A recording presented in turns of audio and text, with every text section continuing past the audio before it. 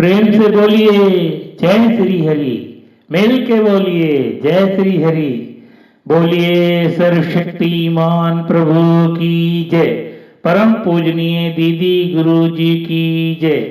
प्यारे भक्तजनों, हम निरंतर दीदी गुरु के प्रवचनों का लाभ प्राप्त करते हैं और उनके दिए हुए दिशा के अनुरूप अपने जीवन को धारण करते हैं, जीवन जीते हैं, तो हमारे जीवन में परिवर्तन होता नजर आ रहा है। आज भी परम पूजनीय दीदी गुरु डॉक्टर ऋचा सिंह जी हमें कुछ अमोलक वचन जीवन जीने के बारे में बताने जा रहे हैं। हम सभी भक्तों को चाहिए कि हम ध्यानपूर्वक तन्मयता से सुने और इसको अमल करके अपने जीवन को पूर्णतया सुखमय आनंदमय बनाएं। प्रेम से बोलिए जय श्री हरि। आज सत्संग के बारे में कुछ भाव व्यक्त करने का अवसर मिला है। आप सभी को यही बताना चाहेंगे कि सत्संग ही बहुत इम्पोर्टेंट चीज़ है हमारे जीवन में। जिनके जीवन में सत्संग है वह समझिए कि सब कुछ है। बिना सत्संग का कुछ भी संभव नहीं है। जैसे जिंदगी हम चाहते हैं, जो आम जीवन जीना चाहते हैं, उससे ऊपर उठ के जीना चाहते हैं, तो हमारे जीवन में सत्संग बहुत जरूरी है। बिन सत्संग विवेक न होई, राम कृपा बिन सुलभ न सोई। राम कथा के तही अधिकारी, जिनको सत्संग है अति प्यारी। राम कथा तो सभी करते हैं, अधिकारी वही होते हैं जिन्हें सत्संग बहुत प्यारी होती है। सत्संग हमारे माँ बाप के समान होती है। जैसे वो हमारे जीवन की सुरक्षा के लिए होते हैं, इसी तरह सुरक्षा कवच की तरह हमारे जीवन में सत्संग कार्य करती है। जो भी बंदा सत्संग जाता है और मन वचन कर्म से एक होता है, समर्पित भाव से जाता है, यकीनन मानिए उसके जीवन में उतार चढ़ाव आ सकता है, लेकिन डिफीट नहीं खा सकता है और कोई मात नहीं दे सकता है। आप देख रहे हो, जो भक्त होते हैं, वास्तविक भक्त होते हैं, उन्हें कोई परास्त नहीं कर सकता। थोड़ी देर के लिए परेशान वह जरूर हो सकता है, लेकिन परास्त कोई नहीं कर सकता। लेकिन जो सत्संग करते हैं उनमें एक एनर्जी मिलती है।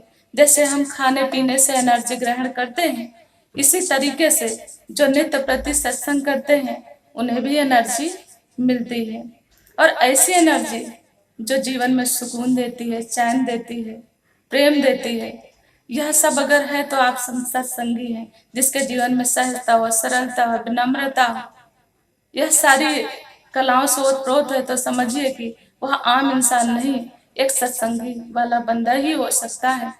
जैसा कि आप कहते हो मेरी उम्र क्या है सत्संग की, ध्रुव प्रहलाद नचिकेता की क्या उम्र थी।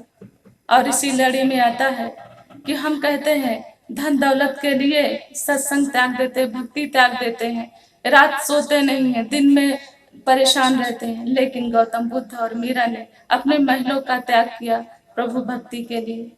तो आइए हम सब इसी तरह से प्रभु की भक्ति की महत्ता दें और अपने घर परिवार की मर्यादा को निभाते हुए अगर सत्संग करते हैं, भक्ति करते हैं, तो वह सबसे उत्तम भक्ति कहलाती है। ताई इन्हीं शब्दों के साथ हम क्षमा चाहते हैं। सत्संग एक महत्वपूर्ण जीवन का अंग है। राम बुलावा भेजिया दिया कबीर रोए, जो सुख साधु संत में सो बैकुंठ न होए। कबीरदास जी के पास जब भगवान का बुलावा आया तो फूट फूट कर रोने लगे, कहने लगे कि जो सुख साधु संत में, वो बैकुंठ के धाम में भी वो सुख नहीं है। इसलिए सत्संग को बहुत बड़ी महत्ता प्रदान किया है महात्माओं ने। ये हरि परमात्मा ईश्वर, इससे जिसका भी नाता जुड़ जाता है उसके जीवन में निखार आ जाता है, निखार आ जाता है। इसलिए निरंतर हरि परमात्मा ईश्वर का ध्यान करके अपने जीवन को धन्य करें। जो भी संत महात्मा हुए हैं उन्होंने एक ही संदेश दिया है कि हरिदातार प्रभु परमात्मा से जुड़ें। लेकिन हरिदातार प्रभु परमात्मा ईश्वर से जुड़ने के बजाय इंसान क्या कर रहा है, माया से जुड़ गया है। कबीरदास जी ने अपने दोहा में स्पष्ट रूप से लिखा था, साईं इतना दीजिए जामे कुटुंब समाए, मैं भी भूखा ना रहूं अतिथि ना भूखा जाए। लेकिन आज के भक्त की मांग क्या है, अपने इष्ट देव के प्रति समर्पित होता है, चांदी के सिक्के चढ़ाता है, माला फूल अर्पण करके कहता है प्रभु कृपा करो, साईं इतना दीजिए 7 पुस्तक खाए, 8वीं की चिंता न रहे, 9वीं मौज मनाए, 9वीं मौज मनाए, 9वीं मौज मनाए। आज का भक्त ये मांग कर रहा है, ये मांग कर रहा है, परमात्मा से भी सौदेबाजी कर रहा है, सौदेबाजी कर रहा है और कह रहा मैं भक्ति कर रहा हूं। भक्ति के लिए क्या कहा कबीरदास जी ने, भक्ति करे पाताल में, प्रकट होए आकाश, 3 लोक में ना छुपे, कबीर हरि का दास, कबीर हरि का दास। जो भक्ति करते हैं वो अपने आप प्रकट हो जाते हैं, अपने आप प्रकट हो जाते हैं। मीरा ने भक्ति की, प्रकट हो गए। कबीर ने भक्ति किया, प्रकट हो गए। रविदास जी ने भक्ति किया, प्रकट हो गए। नचिकेता, प्रहलाद, ध्रुव, किन किन का नाम लूं? नामदेव, किसका किसका नाम लूं? तुकाराम, सबने परमात्मा ईश्वर की भक्ति की और अजर अमर हो गया। संसार चला जाएगा लेकिन उनका नाम अमर रहेगा। इसलिए भक्ति करें। भगवान के लिए कहा हरि हरि जपो, लेकिन इंसान हरि हरि ना जप कर हरि हरि जपने लगा, हरि हरि नोटों को जपने लगा। आज इंसान धन जोड़ रहा है, भक्ति की दौलत नहीं जोड़ रहा है, भक्ति की दौलत नहीं जोड़ रहा, जबकि धन यही रह जाएगा। कोरोना काल लगा है, आप देख रहे हैं, सभी पीड़ित है, सभी परेशान है। हानि लाभ जीवन मरण जस अवजस विधि ज्ञान, ये परमात्मा के हाथ में। इसलिए परमात्मा सर्वोपरि है, परमात्मा की भक्ति करें। प्रेम से बोलिए जय श्री हरि। दिव्य ज्ञान, पूर्ण ज्ञान, इससे होती खुद की पहचान।